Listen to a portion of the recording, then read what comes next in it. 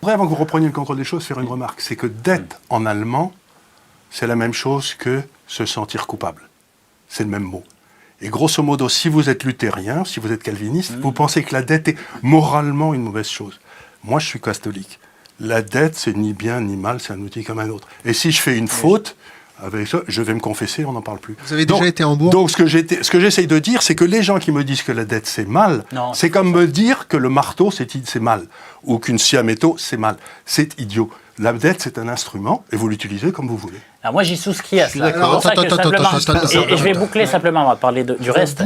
J'ai bouclé avec ce qu'on disait sur la Chine tout à l'heure. 78 kilos, tu vas pas boucler grand-chose. Je suis d'accord sur la notion de la dette. La dette n'est pas le véritable sujet. Parce qu'en réalité, alors on peut débattre de cela, mais nous avons suffisamment d'épargne pour relocaliser la dette telle qu'on le souhaite.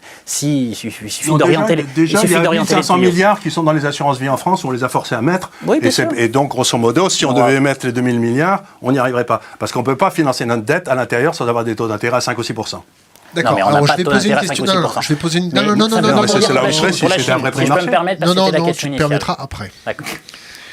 Donc, avant de parler d'Israël, de l'Iran et de la Syrie, il y a beaucoup de questions concernant l'impact de cette croissance exponentielle des marchés financiers, de cette croissance, en fait, de cette gabegie exponentielle de consommation sur les limitations des ressources.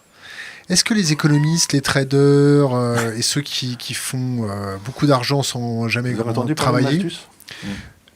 Allez, Charles, comment ? Vous avez entendu parler de Malthus ? Un tout petit peu, mais chez certains, il n'est pas très compris. Bon, c'était en 1820, par là, 1830. Malthus a expliqué que comme la population croissait de façon exponentielle et que les ressources agricoles croissaient de façon arithmétique, la seule solution, c'est qu'on ait des famines partout et que les gens meurent de faim et qu'il fallait cesser de faire des enfants. Le seul homme qui ait eu en trop dans l'histoire de l'humanité, c'est Malthus. Si j'ose dire, c'est que, grosso modo, ce que j'essaie de dire, c'est que les ressources de l'esprit humain sont infinies.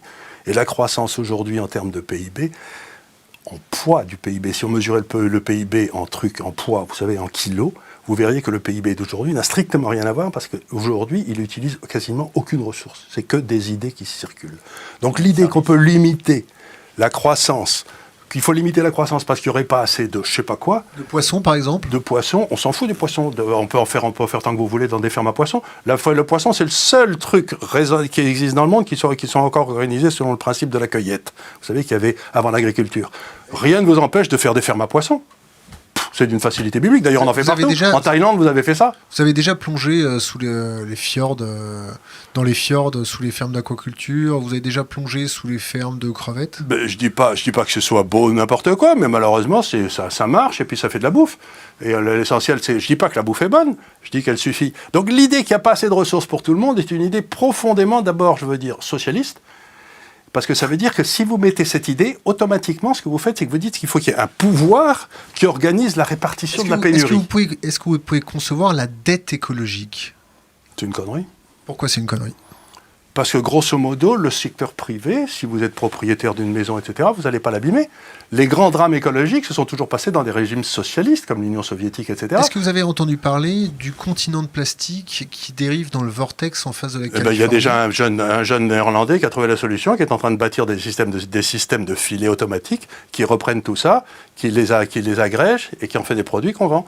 Donc, si vous voulez, encore une fois, il y a une solution de marché à ça. Il ne faut pas faire moins de plastique. Il faut trouver des façons pour récupérer les plastiques. Et c'est ce que le jeune néerlandais est en train de faire. Le jeune néerlandais, il ne récupère pas les microplastiques. Il récupère tout. Il ne récupère pas les microplastiques. Les microplastiques, je ne dis pas que...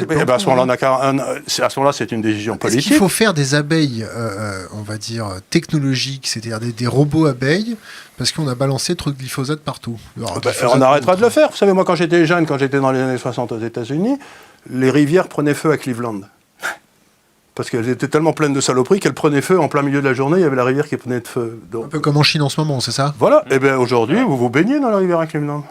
La nature se répare d'elle-même très très bien, si vous voulez lui foutre la paix. D'elle-même, non. Après, effectivement... il faut prendre des mesures pour empêcher... réaction. Il faut prendre des mesures pour empêcher que les salopards fassent. Mais ça s'appelle, grosso modo, un pouvoir politique cohérent qui dit vous arrêtez de saloper le monde, mais vous n'avez pas besoin pour ça d'un Nathalie qui décide qu'on va faire moins de plastique ou d'un corneau comme ça au sommet.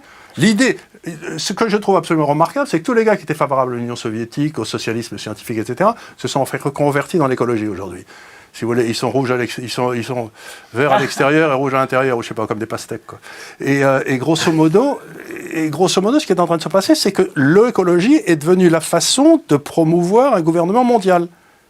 C'est-à-dire, c'est une espèce de petite saloperie qui va venir au-dessus de l'Europe. Et non, on est en train de nous faire des machins où on ne sera plus démocratiquement gouverné. Il y aura sans arrêt des grands couillons qui nous expliqueront qu'ils savent mieux que nous, parce qu'ils ont été dans les meilleures écoles, et qu'il faut absolument qu'on utilise leur talent.